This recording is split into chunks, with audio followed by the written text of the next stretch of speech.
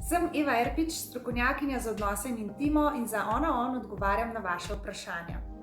Ženske rade govorimo in nam so besede zelo pomembne, moški pa so nagnjeni k delovanju. To pomeni, da ko nas moški pohvali, še ni nujno res, da nas tudi osvaja. Moški pokaže svoje pravo zanimanje šele z dejanji.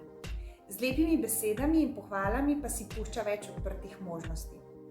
Ženske to zelo težko razumemo, ker vzamemo lepe besede in pohvale kot del dvorjenja in se te možnosti že odpremo in potem čakamo, kdaj nas bo moški povabil na zmenek in umiramo in analiziramo in nas ta tišina razjeda in to čakanje.